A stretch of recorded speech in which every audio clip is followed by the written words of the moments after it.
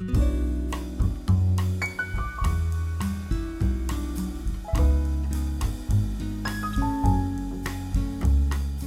buenas tardes. Hoy 11 de abril del 25 estamos retomando las actividades del Centro de Estudios de Hermenéutica. Contábamos recién antes de iniciar la grabación que nuestras actividades ya empezaron a mediados de marzo con el inicio del cuatrimestre académico y hoy damos apertura a estas presentaciones de ciclos, conferencias, seminarios, digamos, de no todo el cuatrimestre, sino de presentaciones individuales.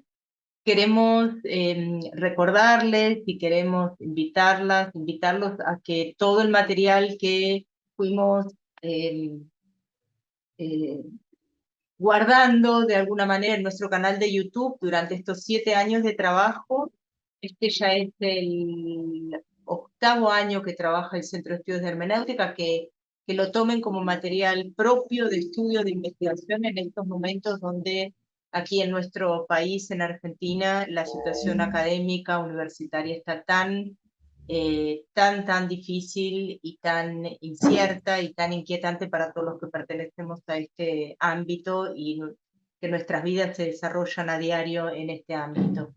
Entonces queremos volver a invitarlas y invitarlos a que sí, visiten el canal y que lo aprovechen lo más que quieran y puedan. Maxi, queremos agradecerte, siempre decimos agradecerte a vos, es como autoagradecerse porque ya no estás desde hace tanto, ya sos parte del centro, pero bueno, siempre un agradecimiento es noble y es gratificante para ambas partes, y agradecerles a todas y a todos los que se conectaron para entonces, bueno, empezar con esta presentación que va a ser, bueno, si no, hagamos así, Maxi, yo te presento y vos contás el esquema que armamos para es decir, las 2 conferencias, después del seminario, así te paso la palabra y ya lo escuchan de tu propia voz. ¿Sí? Entonces, vamos a escuchar hoy de la voz y de la mano de Maxi, de Maximiliano Kladakis, la presentación que él tituló Hegemonía y legitimación de la violencia. La modalidad va a ser la de siempre, primero la exposición y luego la ronda de preguntas, consultas, comentarios, para entablar el diálogo. Una vez más lo vamos a presentar a Maximiliano Kladakis, que es doctor en filosofía por la Universidad Nacional de San Martín. Se desempeña como docente en la materia de filosofía de la cultura, en seminarios de fenomenología y hermenéutica, en esta misma casa de estudios. Es investigador adjunto del CONICET y su área de trabajo es la fenomenología francesa de posguerra, centrándose principalmente en las obras de Jean-Paul Sartre y Merleau-Ponty. En este sentido, uno de los ejes centrales de sus estudios es la relación entre fenomenología, existencialismo y marxismo.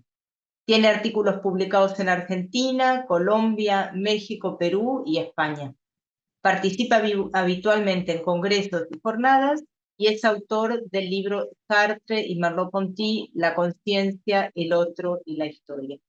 Y aprovecho para decirles que está también en la página del Centro de Estudios de Hermenéutica la obra, uno de los libros de Maxi también ahí en la solapa de publicación. Bueno, Maxi, te paso la palabra y otra vez un agradecimiento enorme y una alegría también enorme de retomar estas tardes de viernes. Bueno, ante todo, soy yo el que quiera agradecer a vos, Laura, y al Centro de Estudios de Hermenéutica por dar siempre estas posibilidades de estas conferencias o de estas charlas, de estos seminarios. Agradecer y reconocer la forma en que se propicia desde el Centro de Estudios de Hermenéutica un ámbito de pensamiento, un ámbito de diálogo, un ámbito de intercambio que, sobre todo en estos tiempos, son fundamentales, importantísimos y que, claro, significan un esfuerzo enorme, titánico, y que es absolutamente valioso, ¿no?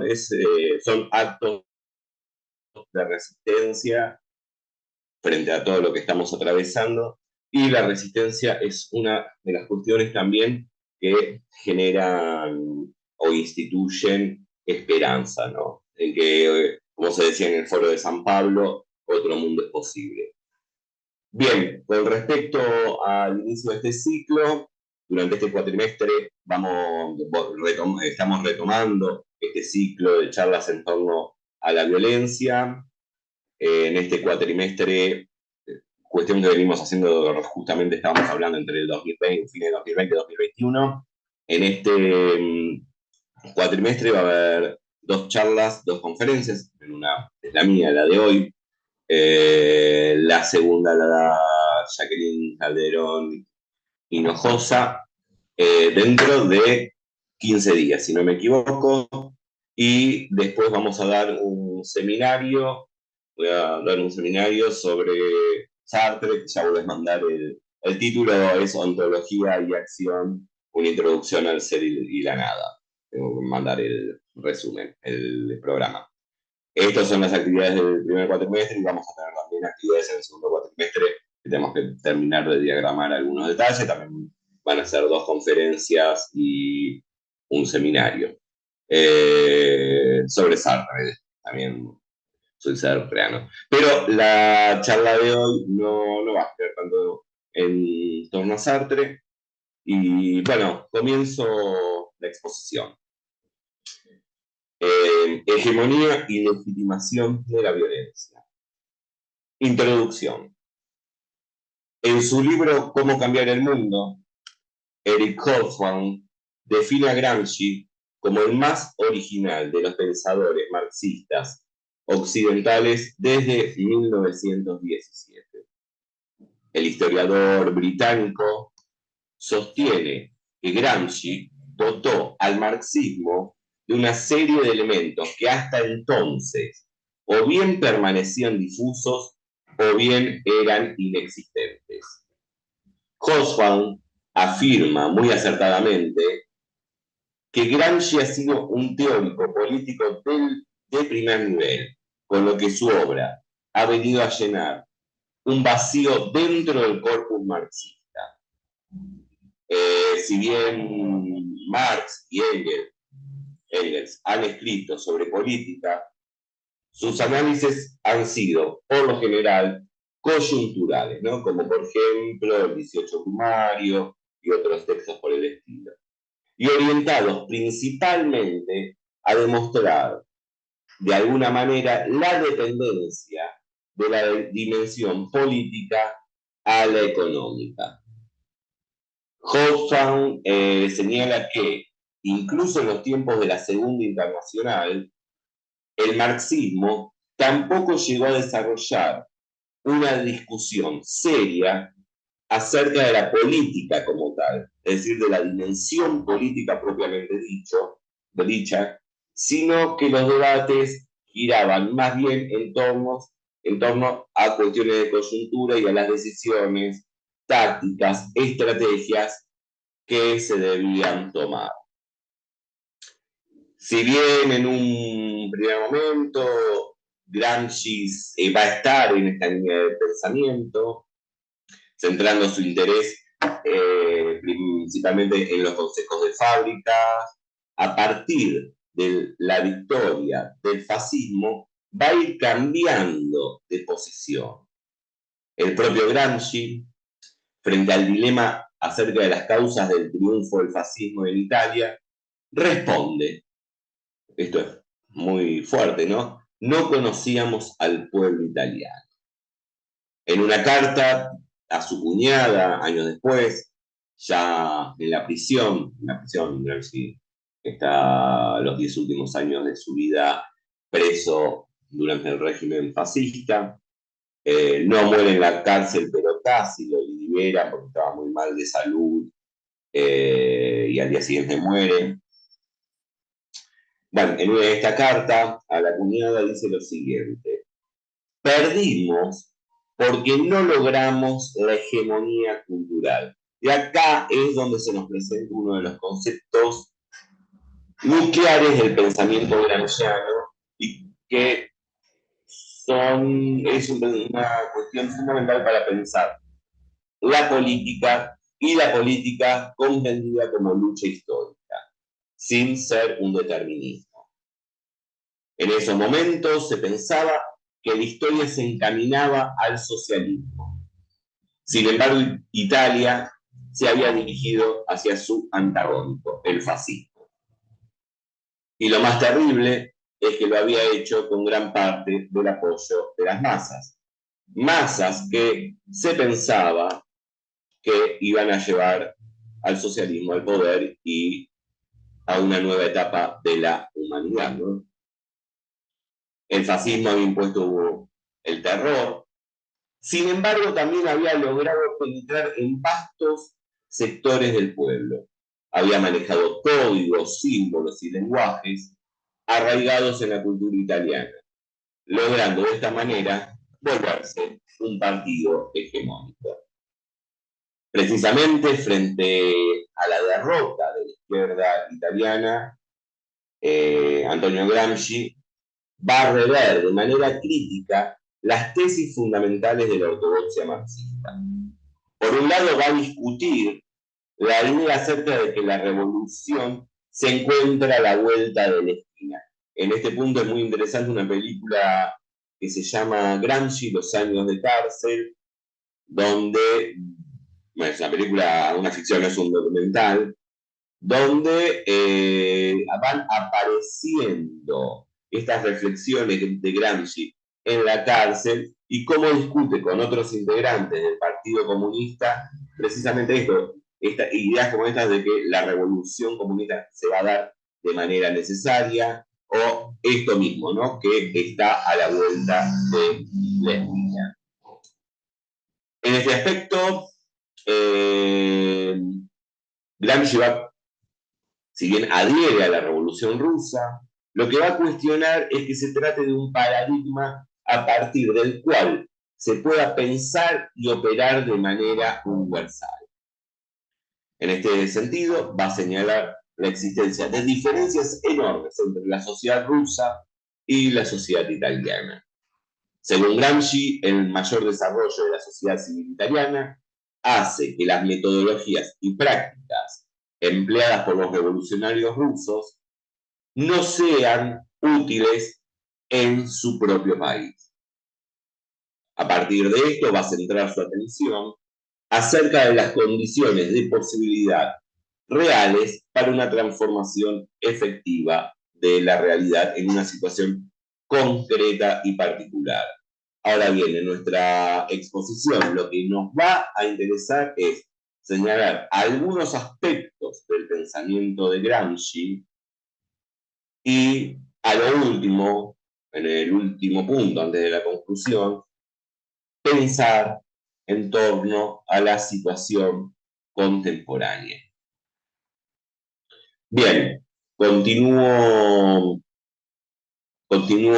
leyendo.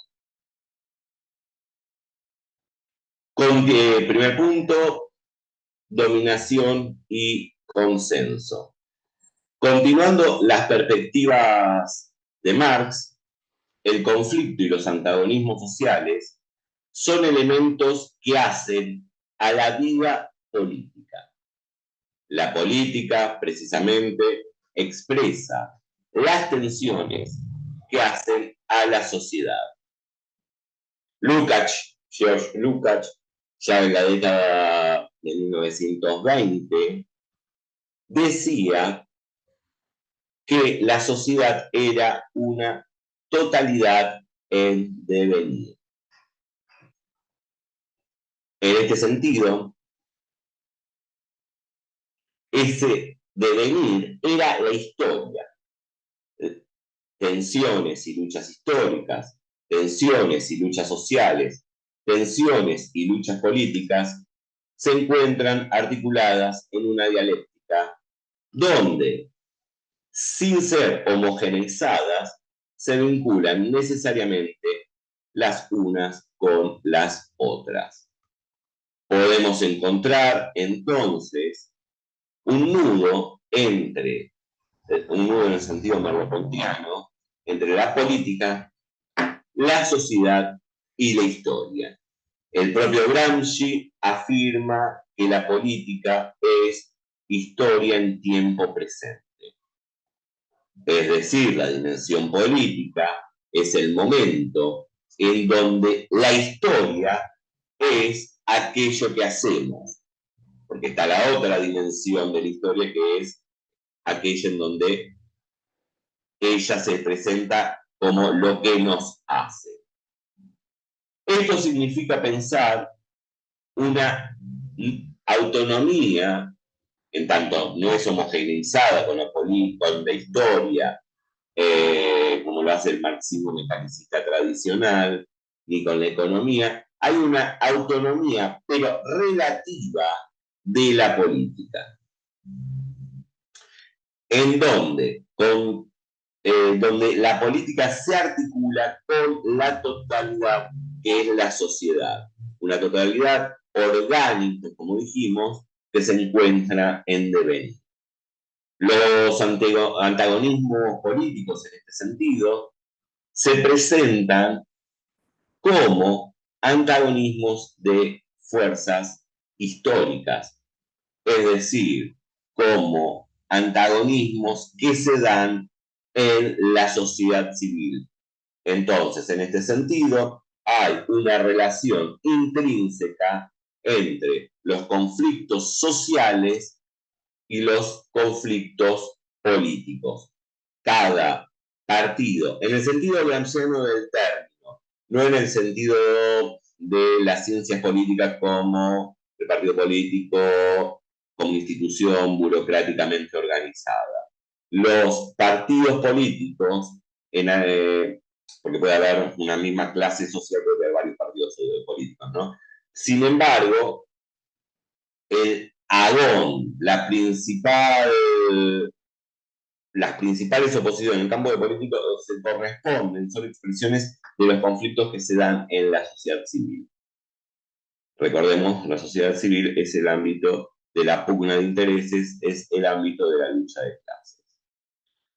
Bien, al comienzo del manifiesto comunista, como sabemos, Marx afirma la célebre sentencia en torno a que la historia de la humanidad es la historia de la lucha de clases. Este es el agón nuclear, el núcleo de la experiencia histórica humana. Como dijimos antes, las disputas políticas son expresiones de las distintas fuerzas en pugna por la dominación social. Y acá aparece otra cuestión fundamental, la de la dominación. A partir de la modernidad, la burguesía es la clase social dominante. Sin embargo, esta afirmación conlleva dos problemas. Por un lado, se abre la pregunta en torno al sentido de las relaciones de dominación. Por otro, se trata de indagar en el modo en que se da la dominación. Es decir, cuál es el sentido de la dominación, pero también cabe la pregunta en torno a los modos de dominación. Para Gramsci, las relaciones de dominación se refieren a la institución de un mundo donde las clases y grupos dominantes proyectan sus intereses y finalidades. Acá hay un punto importante. No se trata nada más de una lucha por los intereses inmediatos, sino también por un proyecto de transformación del mundo donde la finalidad es instituir un mundo que responda a la cosmovisión de los grupos sociales dominantes. Es importante tener presente cómo estas luchas políticas no son nada más expresiones de intereses, sino de proyectos de mundo, transformaciones, instituciones de una forma determinada en que se exprese la sociedad. Esto significa, ¿no? Nosotros, en el caso de la modernidad, es la burguesía la que reconfigura al mundo en pos de su saber, de su poder, perdón, como clase dominante. Esto significa la subalternidad de las distintas clases o grupos sociales. La dominación guarda un sentido relacional. Son relaciones de dominación, relaciones de subalternidad. Ahora bien, la dominación se despliega en dos sentidos complementarios, en dos modos complementarios. La dominación coercitiva, por un lado, y la dominación consuetudinaria. Acá es uno de los puntos, de nuevo, centrales de la tesis de Gramsci. Esta idea de dominación consuetudinaria. La dominación coercitiva se refiere a la fuerza, ¿no? A la coerción directa. Involucra al aparato represivo del Estado, al poder judicial, a las leyes, etc. Podemos decir que es lo que se refiere al Estado propiamente dicho. Ahora bien, la dominación consuetudinaria, en cambio, hace referencia a la búsqueda del consenso.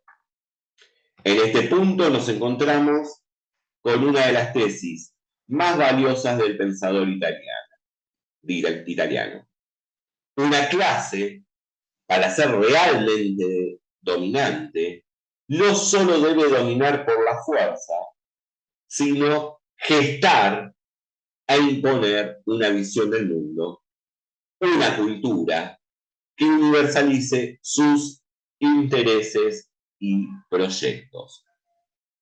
Es decir, se trata de que las clases subalternas den su validación a este proyecto de sociedad.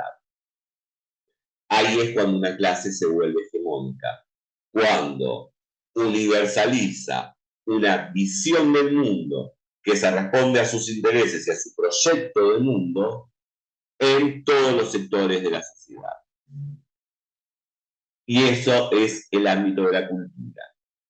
Gramsci habla en su tiempo, ¿no? Principio del siglo XX, de la iglesia, de la educación y de los periódicos como instrumentos de hegemonización de los grupos dominantes hacia los subalternos. Segundo punto, instituir un sentido común. Marx decía que las ideas dominantes de una época eran las ideas de las clases dominantes. Gramsci parte de esta sentencia para indagar en la dimensión ideológica y cultural de la dominación. Ahora bien, en este punto hay que señalar un giro, una diferencia entre la posición de Marx con respecto a la ideología y la de Gramsci. Para Marx, lo sabemos, la ideología es un sistema de ideas que ocultan la realidad efectiva de la cosa, hablando en términos de Maquiavelo, ¿no? La ideología se expresa, sobre todo en la obra de Marx, a partir de tres fenómenos. Por un lado la religión, por otro mal que nos duele, mal que nos pese, la filosofía. Claro que está hablando de una filosofía determinada, está hablando del idealismo, no del hegeliano tanto, sino del post-hegeliano. Y la otra ideología por excelencia es la economía. Tengamos presente esto, ¿no? Muchas veces aparece Marx representado como un crítico acérrimo de la religión. Sin embargo, no hay más que algunos párrafos en su obra dedicados a la religión. Hay más textos dedicados a la crítica de la filosofía como ideología, pero la ideología a la que más se aboca a criticar Marx es a la economía. ¿De qué hablamos cuando hablamos de economía? Marx dice economía política, lo que sería para nosotros algo así como las ciencias económicas. Bien, Pensemos, ¿no? Recordemos siempre cuando se dice que el capital es una obra de economía, ahí yo considero que es un grave error porque el subtítulo mismo dice crítica a la economía política. Es una crítica filosófica a las teorías económicas liberales. Bien, eso es para Marx la ideología, pero en cambio para Gramsci la ideología es una visión del mundo. Ahora bien, no necesariamente esa visión del mundo oculta un fenómeno real. No es nada más un fenómeno de ocultamiento. Al mismo tiempo, para Gramsci, no cualquier idea es una ideología, sino aquella que se arraiga en una base material en una época histórica determinada. En este sentido, la ideología no cumple un rol secundario, sino que opera en las sociedades dando la validación o rechazo a un sistema económico, social o político. Un grupo o clase dominante es hegemónico, como dijimos antes, cuando logra que su visión del mundo, ideología, se instituya como sentido común, cuestión fundamental, la de sentido común. Cuando hablamos de una visión del mundo, no se trata de un proceso abstracto, por el contrario, nos referimos a una serie de valoraciones prácticas y de modos de relacionarnos intersubjetivamente, interpersonalmente. La ideología se manifiesta en nuestra cotidianidad. En este aspecto no cabe decir que se da algo similar cuando Ricoeur habla de ideología. En algún punto, Ricoeur establece un lazo entre ideología y etos. La ideología está relacionada con la cuestión del etos. El etos pensado como aquel conjunto de normas, valoraciones y símbolos que son compartidos. Este es en algún punto, repito, el modo en que se presenta la cuestión de la hegemonía en Gramsci. Bien, continúo. En este sentido, por lo tanto, para Gramsci, que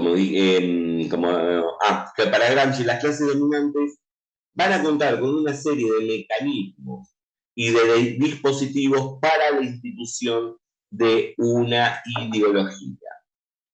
La complejidad de las sociedades modernas hacen que se torne absolutamente necesarias, absolutamente necesaria la institución en el sentido común de los intereses y fines de las clases dominantes.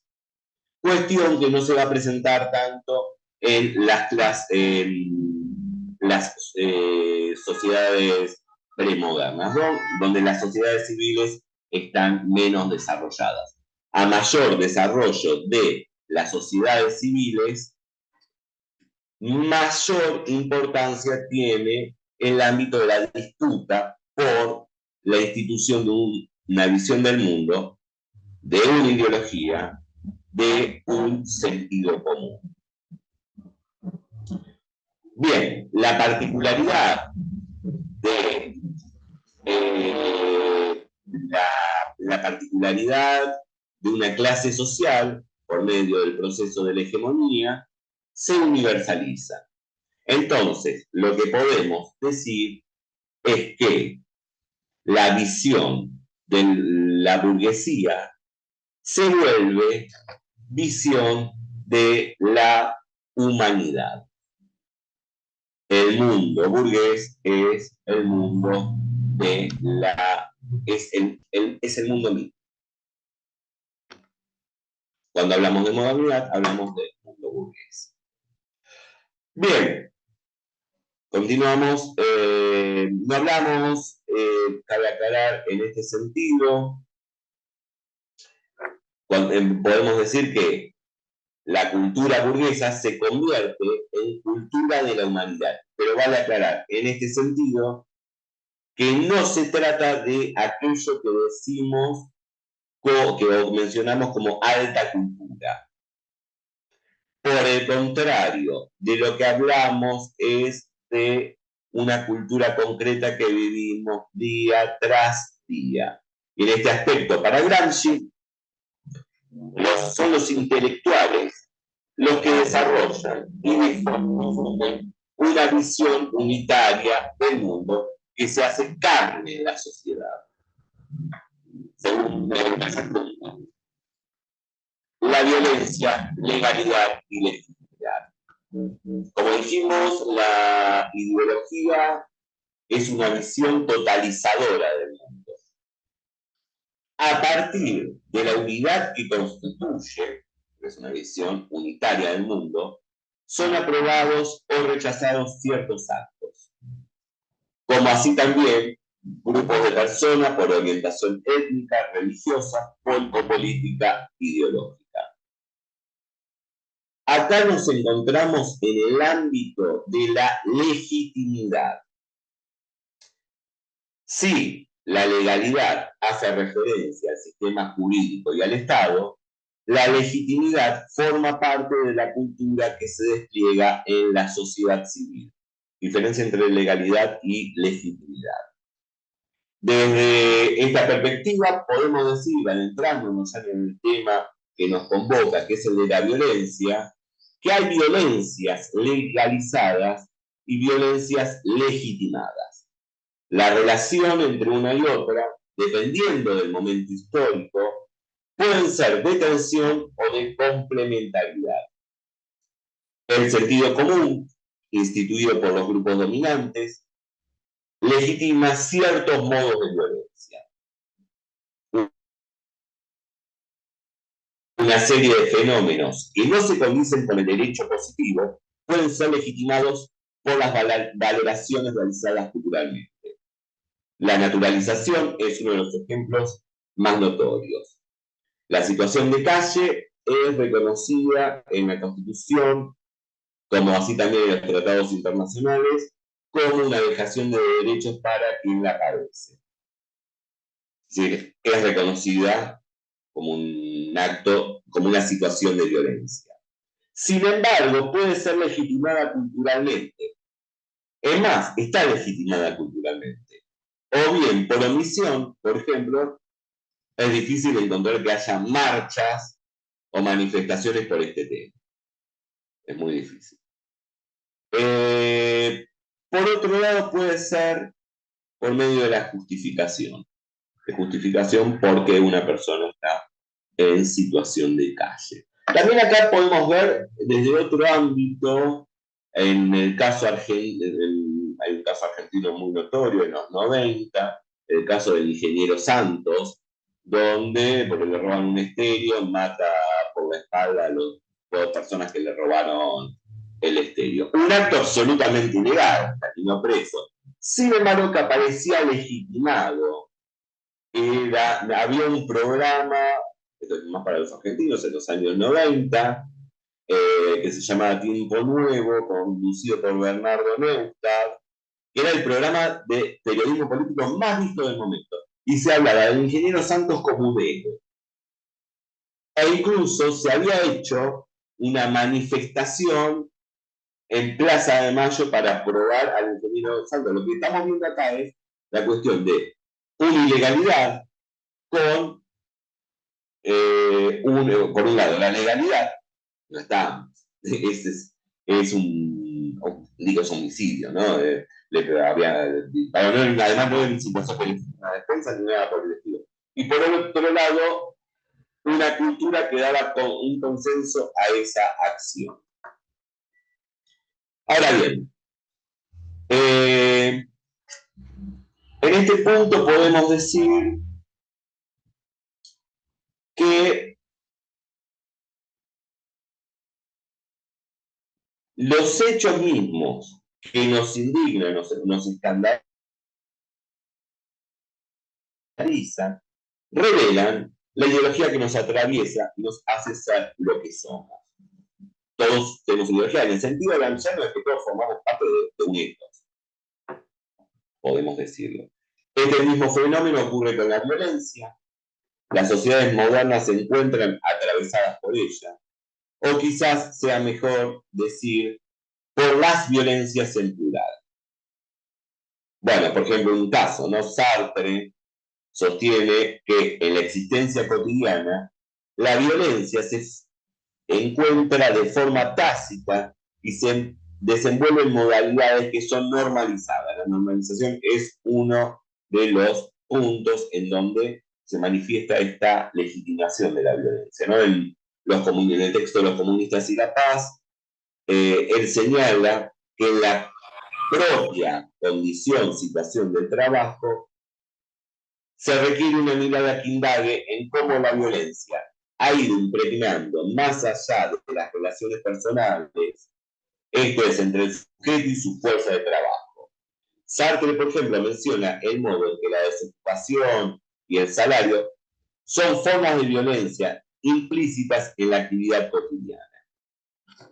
Las formas pueden cambiar, alternarse, se visibilizan o no en algunos casos, pero la situación de base es la misma. La situación fundamental es violenta, pero tiene diversas vías de manifestación y significación. Violencias como la explotación y las condiciones indignas de vida de las clases subalternas, va a decir Sartre, se sufren a diario. Sin embargo, pasan desapercibidas, ¿no? Es el orden natural de las cosas. Sartre dice lo siguiente, ¿no? Esto en 1951-52. El obrero es oprimido, hace un trabajo excesivo y sin embargo, si piensa en el encadenamiento de las cosas, no encuentra robo ni violencia. Todo se ha hecho por las buenas. Pasamos al cuarto punto y el último, y acá es donde me quiero adentrar en las cuestiones, una cuestión contemporánea. El título de este párrafo, este punto se llama Nuestra época. Pensar la propia época histórica es una tarea ardua, difícil, compleja, ya que nos encontramos existencialmente involucrados en ella. Sin embargo, quizás se trate de la principal tarea del pensamiento. En cuanto a las violencias que nos atraviesan, retomando las perspectivas gramscianas, se trata de un desafío, es decir, reflexionar sobre los distintos modos de violencia que se nos presentan y cómo aparecen legitimados. Es decir, lo que me interesa es pensar cómo o qué discursos son los que pueden llegar a legitimar una violencia que sea ya instituida o instituyente.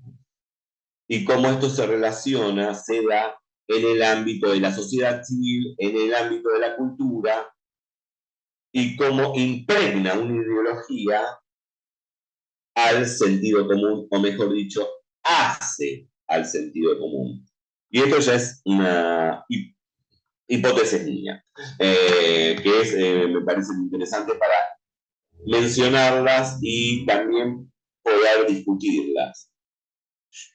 Bueno, en este sentido, ensayamos 4 formas en que la violencia es legitimada culturalmente. Primera, la antipolítica. La comprensión de que la política es sinónimo de corrupción legitima la violencia contra actos y manifestaciones políticas. Cuando se habla de corrupción, y esto es muy importante, me parece fundamental, la palabra adopta una significación de índole más moral que política. Y esto es fundamental porque no existe el delito. La palabra corrupción es de índole moral, no jurídica. No hay delitos de corrupción, no habrá delitos de asociación ilícita, cohecho, además la asociación ilícita tuvo una emergencia durante la última dictadura, pero corrupción es un término de índole moral. Ahora bien, la hegemonía de estos conceptos es tal que incluso cuando se habla de una manifestación, se habla a favor de una manifestación, se dice que no es una manifestación política. Este hecho demuestra el modo en que los discursos antipolítica han sido hegemonizados. Es decir, una manifestación es catalogada, clasificada como mala, corrupta, por lo tanto inmoral, cuando es política. Y pregunto, ¿qué manifestación no es política? Si hacemos una manifestación, digamos una manifestación es o en repudio a una política de Estado o intentando propulsar una política de Estado. Y es política esa manifestación. Pero incluso esto es, ¿no? Que se puedo hablar, yo puedo encontrarme en una manifestación y decir, ¿por qué viene acá? No, vengo acá porque me parece que está bien o está mal determinada cuestión, pero no, yo no sé, esto no es político, y si es político. No, eso no significa que sea partidario y que yo responda a un partido político. Pero bueno, entonces, ¿no? La antipolítica lleva en sí, en su núcleo, la violencia porque todo aquel que se refiere a la política es estigmatizado, es malo, y es malo moralmente, es un enemigo moral. Bien, continúo. El segundo punto, como un término que emplea Sartre en reflexiones en torno a la cuestión judía, que es el de optimismo metafísico, como un modo de legitimación de la violencia. Se parte de la idea de que hay un orden natural ya dado. Este orden es bueno, justo, etc. Y los males que padecemos son explicados por un agente externo que viene a pervertirlo. Aparece entonces la figura del chivo expiatorio. Se trata de un otro que debe ser eliminado para que el orden se reconstruya. Un caso ejemplar en la historia de la humanidad es el de los judíos durante el nazismo. Alemania era grandiosa, tenía una desde el discurso antisemita, hasta que hay un elemento externo que vino y derrumbó esa grandeza. También en nuestra historia, ¿no? La figura de la subversión se presenta de la misma manera. Es decir, la idea de un orden natural en estos discursos viene a legitimar las atrocidades que se hacen hacia ese otro que se nos presentan como la encarnación misma del mal. El optimismo metafísico me parece fundamental. Siempre, además, se apela a un pasado grandioso donde ese orden era respetado hasta que llegaron X, ¿no? Y se va poniendo, pueden aparecer distintos rostros a ese otro que vino a infectar el mundo que incluso ese otro que, como dice Sartre, no forma parte de la naturaleza, es como una especie de antifisis. Es interesante, acá hay personas de fuera, pero acá en la Argentina se suele decir, ¿no? Bueno, hubo una época grandiosa de la Argentina. Históricamente, desde la derecha, por ejemplo, se decía los últimos 70 años, bueno, ya que son los últimos 70 años, es el peronismo. A partir del peronismo entró el mal en el mundo, etc.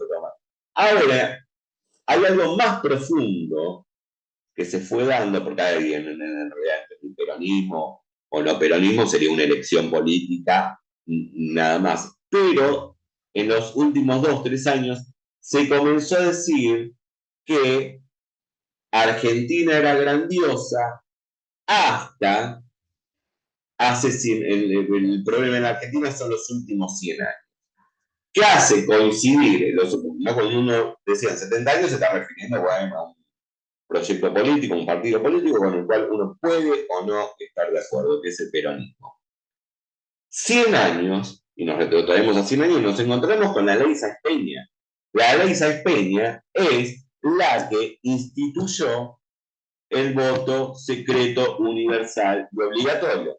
Es la ley que hizo posible la democracia. Es decir, Si el problema son los últimos 100 años de historia, el problema es la democracia. Bien, cuestión que también sería interesante indagar porque hay algunos autores, hay un discípulo de Nick Land, que hoy es, no me acuerdo el nombre, seguro Jacqueline, que la veo presente, lo va a conocer, que el vicepresidente de Trump es seguidor. Este autor dice, entre otras cosas, que la libertad es incompatible con la democracia. Entonces, ¿qué hay que hacer? Terminar con la democracia. Pero bueno, continuamos. Tercer punto, digo, tercer discurso, el de la sociedad del rendimiento. En este aspecto, los discursos de autosuperación y la propaganda en torno al esfuerzo individual como garantía de éxito económico tiene como contrapartida la dejación de derechos. En tanto, quien se encuentra excluido de sus derechos fundamentales y quien no tiene sus necesidades básicas satisfechas, es, a partir de este criterio, responsable de su situación, ya que no se esforzó lo suficiente. Y tenemos todo un aparato cultural en donde se hace referencia a el esfuerzo individual como garante del éxito. Por lo tanto, del éxito económico, después no se despliegan otros éxitos. Sobre todo estamos hablando, sobre todo siempre se centra en el éxito económico. Entonces, quien está en una situación de miseria es él el responsable, porque si yo me esfuerzo, me autosupero, etcétera, lo voy a lograr. Históricamente, bueno, yo me acuerdo de una propaganda de Adidas, algunos de ustedes se van a acordar, ¿no? Que aparecían, me acuerdo de una imagen de Mohamed Ali, Ali no tenía nada que ver, por eso soy amigo de Ali, y se decía que Ali era muy delgado para ser para ser boxeador de peso pesado, pero bueno, que se esforzó, etcétera, logró ser Ali. Y la frase con la que se remataba era imposible is nothing. Nada es imposible, ¿no? Y eso era como un lema que es inscribe. Ni hablar de esta película, la menciono siempre, ¿no? Hay una película que trabaja Will Smith que se llama En búsqueda de la felicidad, ¿no? De una persona en situación de calle, lo deja la mujer, encima de machista la película, ¿no? Porque es la mujer la que lo deja solo con el hijo, pierde el trabajo y él se va, se esfuerza para estar en una financiera, duerme en el subte, es terrible todo lo que va pasando, pero él por sus propios medios compite con otros 8, 9 candidatos a un puesto, sí, de algo financiero, y bueno, lo gana y sale de una situación donde no tenía en casa, estaba en una situación de casa. Lo gana, y termina siendo multimillonario, y ya está, sabemos, ¿no? Es lo mejor. Y también es muy interesante, el otro día estaba viendo un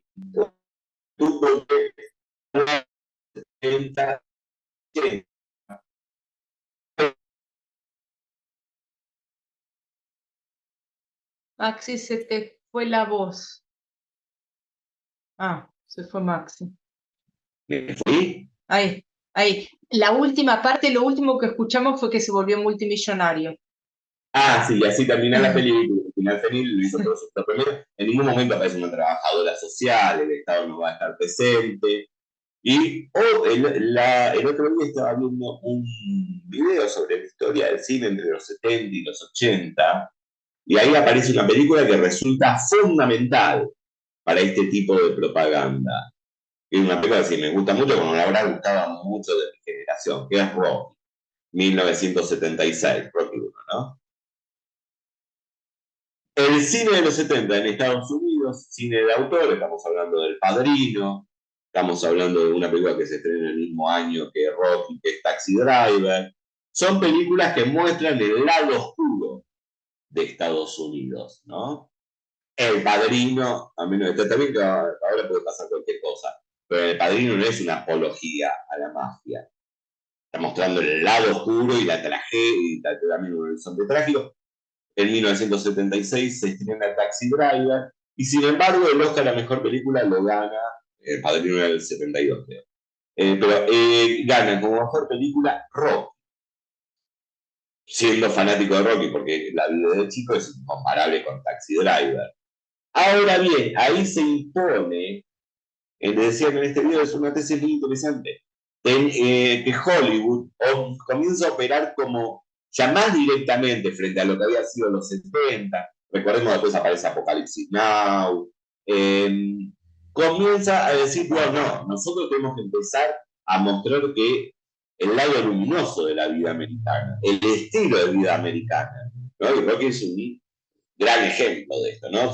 En Estados Unidos siempre va a haber una oportunidad. Bueno, continúo. Cuarto discurso que legitima la violencia, la economía como teología. Retomando una terminología cara a Marx, podríamos hablar del fetichismo de la econometría neoliberal. Términos como amesetamiento de la inflación, estabilidad del dólar, equilibrio fiscal y cuestiones del orden de evaluación financiera como baja del riesgo país son pronunciados para justificar cualquier sacrificio. En ese aspecto, los supuestos de la economía neoliberal operan como dogmas teológicos. Incluso no pueden ser puestos en cuestión. No se puede dudar de ellos. Además dicen, pues un ignorante no sabe economía. Quien lo hace, ¿no? Precisamente, quien duda, pone en cuestión estos principios, o bien es un hereje o bien un ignorante. Cuando se trata de discursos producidos por think tank, que pueden sí remontarse a la década del 20 y del 30 del siglo pasado, pero que son reproducidos como verdades absolutas. Ya por lo general, la misma definición que se da de economía, que es, ahora no me la acuerdo bien para que la mencioné, pero la ciencia de administrar recursos escasos ante demandas infinitas. Me fijé quién era el autor, porque aparece esa definición, un autor de la escuela austríaca. O sea, ya está cargado de ideología esa definición. Pero bien, culminando, palabras finales. Como dice una clásica banda del heavy metal argentino, son tiempos violentos. Nos agrade o no, esos tiempos son nuestros tiempos, por lo que debemos asumirlos. Esto exige que hagamos frente a esa violencia desde todos los campos posibles. La teoría debe articularse con la praxis, con los debates, con las movilizaciones, con la formación. A partir del expuesto, consideramos fundamental develar los modos de violencia que son ocultados o legitimados por una ideología que se hace sentido común. La cultura es terreno de disputa. Y esto me parece interesante. Gramsci oponía al sentido común el buen sentido. Se trataba, para Gramsci, esta idea de instituir, gestar un buen sentido como una de las tareas más importantes de la filosofía. Y bueno, yo digo que esa tarea debe ser una parte fundamental de nuestro quehacer intelectual. Y bueno, para concluir, podemos decir, cito a Gramsci, una cita muy conocida. Instruyanse porque necesitamos toda nuestra inteligencia, conmuévanse porque necesitamos todo nuestro entusiasmo, organícense porque necesitamos toda nuestra fuerza. Muchas gracias. Muchas gracias a vos, Maxi. Muy, muy interesante. ¿Querés que primero vayamos a las preguntas del chat que fueron agregando? Sí, Algunas claro. quedaron quizás un poco como desincronizadas, pero podemos retomarlo, ¿te parece? Sí. La primera es de Luis Carlos López que dice, buenas tardes, una pregunta, ¿cómo se relaciona la hegemonía o la legitimación de la violencia en la actualidad? En la, En la actualidad, hoy en día. claro, lo que nos interesa es esta cuestión de cómo se relaciona la hegemonía. No, pero la hegemonía es la institución de una cultura, de una ideología por parte de los grupos de poder dominantes. Bueno, también existe la contrahegemonía, ¿no? Está la resistencia cultural, etcétera, el pensamiento de Gramsci. Y la hegemonía o la ideología en sentido común da legitimidad o no a ciertos actos. Es decir, y en nuestros casos podemos ver, sea por justificación, hay dos formas de justificación, ¿no? El de la omisión, que tiene que ver con la naturalización, o una reivindicación más directa. Por ejemplo, el caso que había mencionado antes, las personas en situación de calle. Digo, eso es ilegal. Ilegal. No, no que las personas son ilegales. Está se puede encima con las cosas que estamos viendo ahora en los discursos políticos, ¿no? Eh, esa persona está siendo vejada en sus derechos. Por la Constitución, artículo 14 bis, derecho a vivienda digna, trabajo digno, etcétera, y además por los tratados internacionales a los que ascribe nuestro gobierno, nuestro gobierno, nuestro país, por los cuales tienen rango constitucional. Ahora bien, ahí hay un quiebre del Estado, hay un cercenamiento del derecho de esa persona, no porque lo diga yo, ni siquiera es una cuestión moral, es una cuestión constitucional y de tratados internacionales. Sin embargo, aparecen naturalizados. Nadie hace un reclamo por las personas en situación de calle, salvo porque me molesten en el paisaje urbano. No sé si, y esa es una vejación constante. Son sujetos que están siendo vejados sus derechos humanos, sus derechos básicos, y repito, no es del orden moral, es del orden legal, porque lo dice la Constitución y los tratados internacionales. Sin embargo, hay una legitimidad porque está naturalizado. Podemos decir, bueno, está mal, pero no es algo que nos indigne y no, nosotros no vamos a manifestarnos a una plaza, a Plaza Mayo, plaza de Congreso, por los derechos de la persona en situación de calle. No sé si esa es una de las formas. La otra forma de legitimación, además que tiene que ver, por ejemplo, violencias que son ilegales, como la que mencioné, en un caso de llamado justicia por mano propia, ¿no?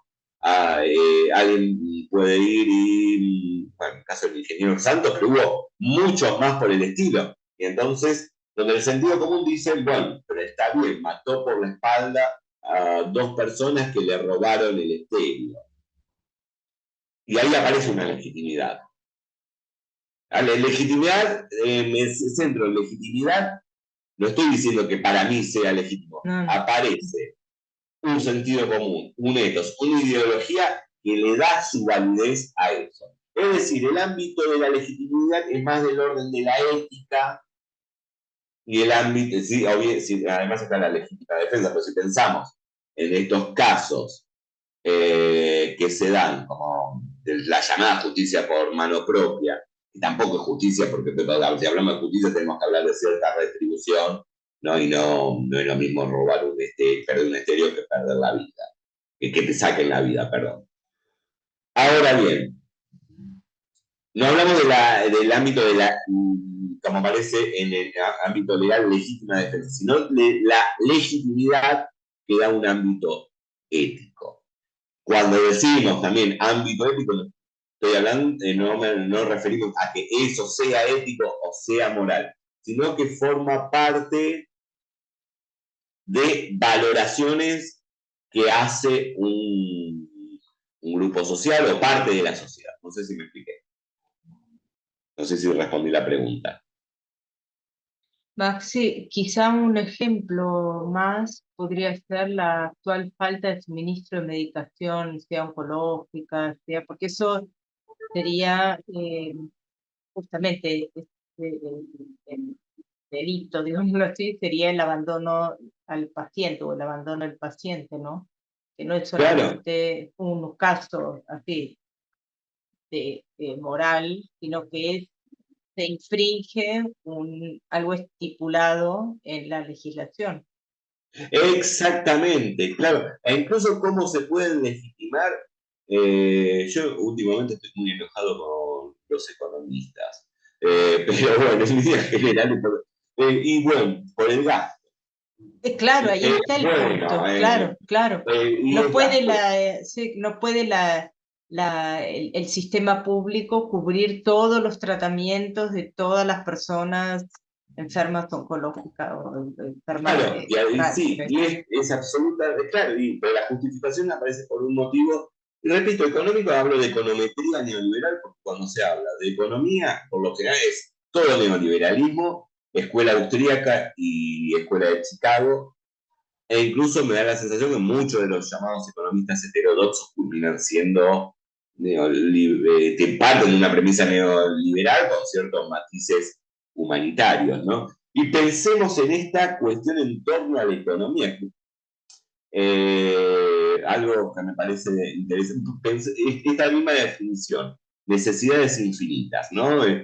Recursos limitados, recursos escasos y necesidades infinitas.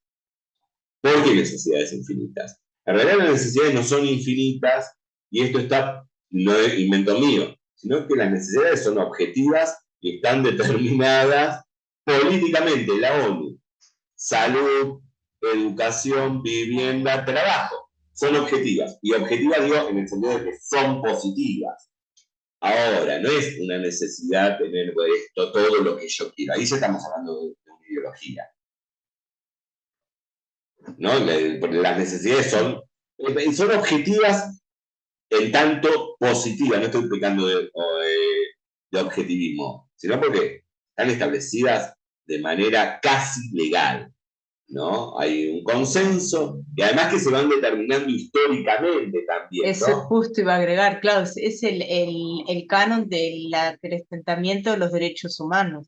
Es decir, cómo se Por van, el supuesto. derecho al medio ambiente, a un medio ambiente cuidado, es decir, cómo se van agregando y se van reconociendo como derechos humanos. Y en ese momento Sí. es que ya quedan estipulados o quedan establecidos como derechos de cada ser humano. Y ahí está Claro, y la no no queda librado a una cuestión de la voluntad de cada uno, o de un parecer. exactamente. Me parece que Exactamente, porque tenemos derechos humanos de primera generación, segunda generación, es tercera justamente, generación, cuarta generación, el derecho al ambiente, a un medio ujú, ambiente, el derecho a la sí, ecología, que son también los derechos a las futuras generaciones. Al mismo tiempo se van modificando cuestiones como Internet es un derecho, porque hace 20 años no, ahora sí, pues si para trabajar necesito Internet, para estudiar necesito Internet, es un derecho. Y ahí también tenemos la contradicción, cómo es algo que puede estar librado al mercado si es mi derecho. E incluso fíjense en que la gran contradicción que hay, la electricidad es necesaria. En el siglo XIX no, pero en el siglo ya en el siglo XX sí, es necesaria. Y ahí se vuelve una necesidad objetiva, porque no se puede vivir sin electricidad, se podía hacer en el siglo XIX. Era otra, y eso va cambiando. Y ahí está el tema de la diferencia, si nosotros lo pensamos, no puede ser lo que es derecho no puede ser una mercancía. Y la diferencia entre, que eso incluso está reconocido, no se dice, si viene la boleta de algún servicio, es un servicio, es tarifa, no es precio. Y ahí eso juegan, o sea, me parece que es algo para que lo tenemos que pensar.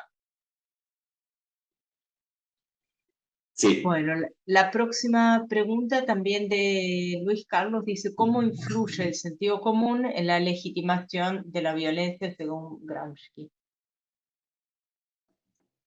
Dando el aval, dando el consenso. Es la fuerza, porque las ideas, que no se, hay una cuestión de que se piensa que las ideas no son importantes. Las ideas son fundamentales, pero las ideas encarnadas, no es lo que pienso yo solo, mirando por la ventana y leyendo, no sé, a Sartre, sino las ideas que se encuentran encarnadas en la cotidianidad y que se hacen prácticas. Y en estas prácticas hay ideas de índole moral, en tanto valoración. No porque digo está bien o mal esto, de manera meramente intelectual, porque le doy una aprobación o doy una impugnación. Yo hay ciertos actos que, primero, yo puedo reconocer, no sé, nadie diría que quizás una empresa multinacional o no se declara en bancarrota. Sabemos, ¿no? Las declaraciones de bancarrota que son movidas jurídicas, especulativas, etcétera, donde muchas veces los dueños lo hacen para invertir en otro lado, ¿no? Y queda un grupo de personas en la calle. Y nadie diría quizás eso es violencia. ¿Cómo no es violencia? ¿Cómo no? Pero y ahí opera la cuestión cultural y hegemónica. Queda gente en situación de desocupación y sin un salario, es una violencia. Que no la comprendemos como violencia. Ahí es otra de las cuestiones. No sé Bueno, si respondí la sí, pregunta. sí, sí. Hay un comentario de alguien, bueno, que está con su celular. La idea de las necesidades infinitas le abre la puerta al consumismo actual y a la frustración que genera siempre tener que vivir en mañana o en el mañana y no en el hoy. Nos preocupamos por lograr conseguir el próximo producto y no aprendemos a disfrutar lo que tenemos o de lo que tenemos. Y sigue diciendo, para los norteamericanos seríamos consumidores antes que ciudadanos. Soy Emiliano, bueno, gracias Emiliano. Soy Emiliano Valverde, bueno, gracias. Sí, totalmente. Totalmente. Por un lado están las implicancias de la transformación subjetiva y el padecimiento subjetivo de la comprensión de las necesidades infinitas como consumo de bienes suntuarios, podríamos decir, ¿no? Y entonces eso nos deja casi psicoanalíticamente, ¿no? Veo a Jacqueline, en una falta permanente, estamos en falta permanente. Se ve bueno, la caducidad programada. Yo tengo este celular es malo, pero bien, puedo tener el último el iPhone, pero estoy en falta porque en 6 meses sale uno que vuelve desechable a este. Ahora bien, ahí es muy interesante porque el aparato publicitario, que es parte de la institución de la hegemonía, del hacer una cultura, hace que yo comprenda tener el próximo iPhone, el último iPhone, pues ya estar angustiado dentro de 2 semanas porque ya va a salir el otro que va a ser mejor, como si se tratase de una necesidad. Y bueno, diferenciemos lo que yo puedo sentir como una. Pero eso da una legitimación a la comprensión de las necesidades, de lo infinito de las necesidades. Entonces los recursos son escasos. Claro, sí. Pero por eso viene bien, me parece que es importante apelar a criterios que ya están dados y que no es que tenemos que inventar, no son, tener el último iPhone no es una necesidad objetiva, en términos de Marcuse, no es una necesidad real. Y en cuando digo objetiva, me refiero a lo que había dicho antes, es en torno a declaraciones, documentos constitucionales y tanto de constituciones nacionales como de organismos internacionales. Agrego solo una cosita, resulta interesante el discurso, la declaración que hizo hace un par de semanas la presidenta mexicana cuando se refirió es decir, dirigiéndolo a Trump, y empieza así diciendo, señor Trump, si nos consideran a todos consumidores, bueno, y después hace toda su declaración de cómo se podría el mundo, digamos, oponer a esta presión y a este desequilibrio que está produciendo digamos, en el mundo global, ¿no? Pero la descripción Claro, de cómo hace como una acusación tan, pero lo interesante que empieza diciendo, si todas y todos los ciudadanos, o mejor dicho, para su criterio, consumidores, y ahí después hace toda la declaración, ¿no? claro, sí, bueno, y este traspaso, ¿no? Del que dijiste, y creo que había una pregunta referida al traspaso de ciudadano a consumidor. Es terrible. A mí me pasó una vez que estaba dando bioética hace como 10 años atrás. Estaba dando cuando estaba el centro de rehabilitación, no. Lo de rehabilitación, el Instituto de Rehabilitación, cuando estaba en el IAPI, ahí en Belgrano, ¿te acordás? Estaba dando una clase, claro, y en bioética puse en tela de juicio el término paciente para hablar de sujeto en situación de paciente, ¿no? Que había un chico que no me acuerdo de qué país era, no voy a decir, era de un país latinoamericano y no me acuerdo, y me iba dando la razón, como si no hay que hablar de paciente. Bueno, está bien, sujeto en situación de paciente, ¿no? Porque ahí se la reconocen derechos. Y culmina diciendo, no, porque en mi país se habla de cliente. Claro, o sea, de cliente. No es paciente ni sujeto en situación de paciente. De cliente, claro, terrible, ¿no? La mercantilización, bueno, pero esto lo vimos de la salud, que tiene que ver con lo que señalaste vos. Y bueno, pero ¿y esto?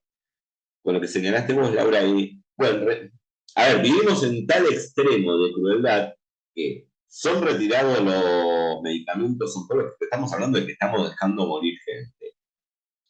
Pero también la morfina para sujetos que están en situación de enfermedades terminales, es decir, no hay cura, pero se lo retiramos porque es un gasto. O sea, se van a morir y se van a morir con un dolor insoportable. ¿Y qué aval se da? Y es un gasto, ¿no? Es terrible. Es una de las formas de legitimar esto que digo, más violencia que dejar morir. A ver, hay una violencia terrible que es dejar morir a alguien de cáncer. No sé si hay más violencia que eso. Estando en los medios, porque los medios también están. Y tiene que ver con las necesidades. Bueno, pero si yo necesito ser como el dueño de Tesla. Jacqueline agrega que incluso en Estados Unidos, en el ámbito del psicoanálisis, se usa el término paciente, cliente, perdón, cliente. Sí, sí.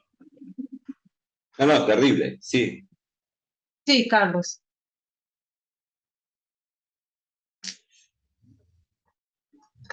Sí, la pregunta sería, ¿cómo es posible homogeneizar las masas o hegemonizar las masas?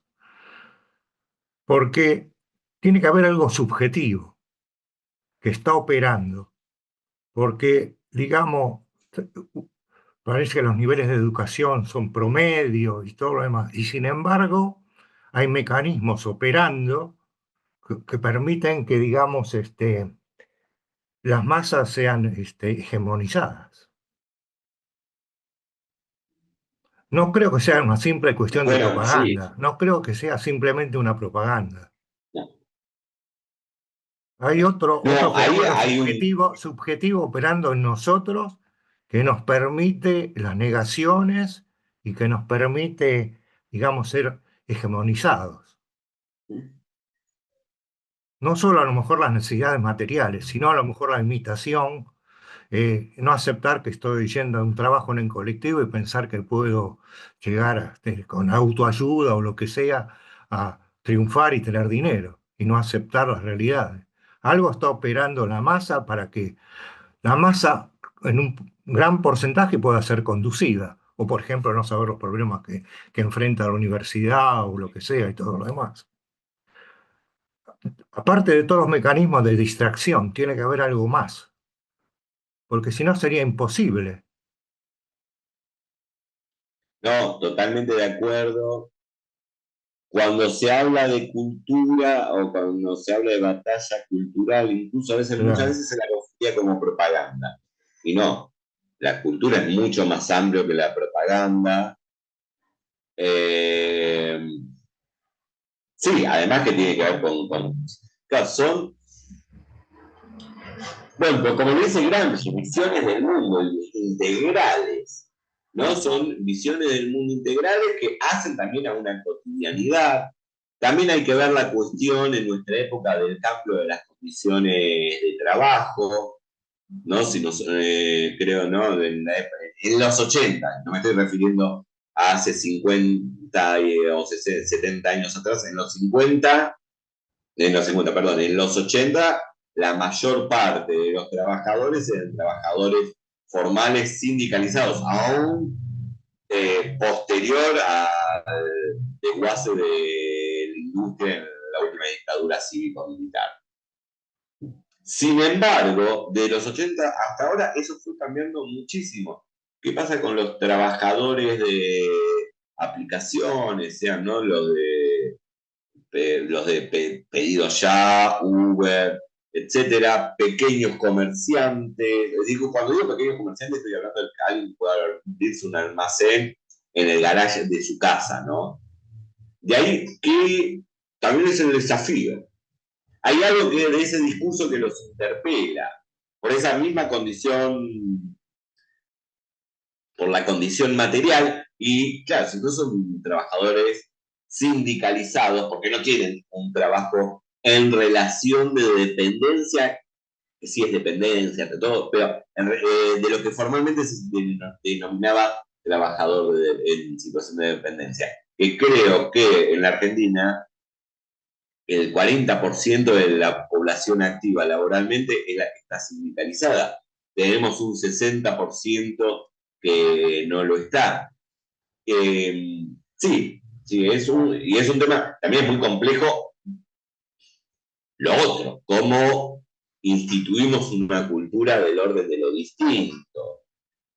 Bueno, también tenemos que hacer, creo que es necesario hacer un diagnóstico de las situaciones materiales, cómo se van transformando, cambiando, porque quizás una mejora en las situaciones laborales de los trabajadores sindicalizados no alcance porque no es para todos. Digo, si hablamos que se trata nada más de un 40%, no se trata de la mayoría, no se trata de todos los trabajadores.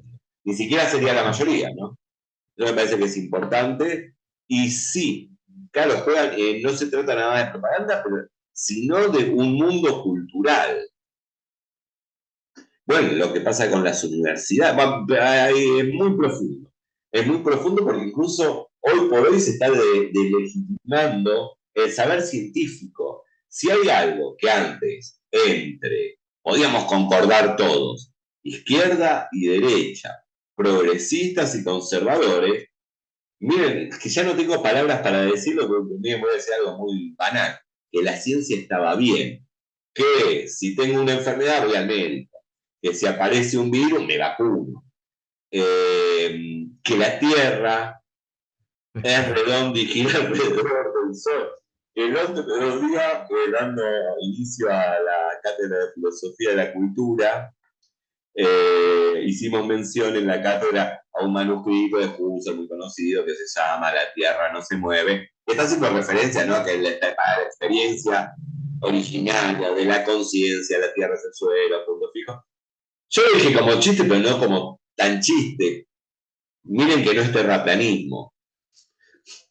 Ahora bien, si pensamos que las vacunas están mal y me introyectan, no sé, un chip con el que dominan mi mente, pensamos, que podemos llegar a pensar que la Tierra es plana, es una locura, ¿no? Pero está en, y esto que no es un dato menor, porque, por ejemplo, el ministro, lo que sería el ministro de Salud, no sé cómo se llamará, si secretario o por el estilo, de Trump, de salud, el encargado de salud, que es descendiente de Kennedy, es antivacuna. Ahora, ¿qué hacemos con eso? Pero fíjense también la perversión de todo esto es que hay un sentido. Si yo instituyo que la medicina aleopática, es decir, la medicina occidental, la medicina científica, no tiene nada, es mentira. Es mentira y no sirve nada porque uno va al médico y el médico te pone de una pastilla y está todo mal con eso. Ahora empieza a perder legitimidad el saber médico como una de las disciplinas o derivado, ¿no? La medicina no es una ciencia, es más bien una aplicación de una ciencia. Empieza a aparecer, se deslegitima el saber científico y entonces la medicina, la salud referida a la medicina como algo que tiene que garantizar el Estado, se deslegitima. Y aparecen cuestiones como que de mi salud me tengo que ocupar yo. Diferencia entre la salud como lo saludable, el imperativo de llevar una vida saludable, para no ir al médico, es comprender la salud como aquello que me involucra mis decisiones personales y no a un derecho del cual se tiene que hacer cargo el Estado. O no que se tiene que hacer cargo, me tiene que garantizar el Estado. Y también, ¿no? Toda la crisis del sistema universitario que estamos atravesando hoy, del sistema científico, pero fíjense, esto es terrible. Cuando pensamos en tecnología, no nosotros, ¿quiénes son los que hacen la tecnología? Son los científicos e investigadores. Aparece el CEO de una empresa que debe saber menos de física cuántica que yo. Aparece el representante de la tecnología es el CEO de una empresa, no el científico, no el que está trabajando en eso. El otro día, precisamente, cuando salió el tema de la supuesta desextinción, ¿no? Desextinción, lo de los lobos, ¿no? Que además es una empresa que no fue así, no es un proceso de desextinción, no es que se volvió a la vida un animal extinto, sino en realidad se terminó. Pero todos los diarios informaron, de página 12 a Clarín, acá para los argentinos, que era como lo de Jurassic Park. No fue eso, modificaron genéticamente, es algo que ya se hacía. Modificaron genéticamente un lobo, dándole la imagen, la carnadura del lobo ya extinto. Ahora aparece como cara visible de ese proceso científico el autor de Juego de Tronos, el escritor de Juego de Tronos, de la serie popular, porque esos lobos aparecían en su serie, y bueno, apareció abrazando a los lobos, pero eso lo hicieron trabajadores de la ciencia y de la tecnología. No sé si me explico, entonces terminamos asociando tecnología no a los que hacen tecnología, sino a SEO, figuras mediáticas, etc. No sé si te respondí. Gracias.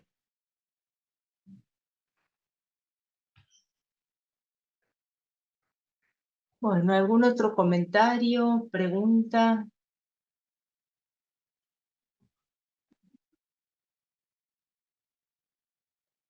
Si no, Maxi, si te parece, iríamos cerrando la reunión de hoy. Sí, perfecto. ¿Sí? Agradeciéndote otra vez, bueno, estas reuniones de reflexión y agradeciendo a todas y a todos los que estuvieron hoy conectados y volvemos a insistir, hoy es viernes, para el lunes, martes ya van a tener disponible la grabación de lo que hoy compartimos y pueden compartirlo con quien quieran y como decimos, en estos momentos es una manera de de poder seguir divulgando la reflexión y el diálogo que proponemos desde aquí, desde el Centro de Hermenéutica. Jacqueline, ya entonces va a llegar pronto o van a recibir prontamente la invitación a tu conferencia y bueno, nos vemos sí, pronto. Ya te vamos agradeciendo desde ahora. Al contrario, muchas gracias a ustedes. Les deseamos un lindo fin de semana y nos vemos muy prontito. Chao. Gracias, gracias Maxi, gracias a todas y a todos. Adiós.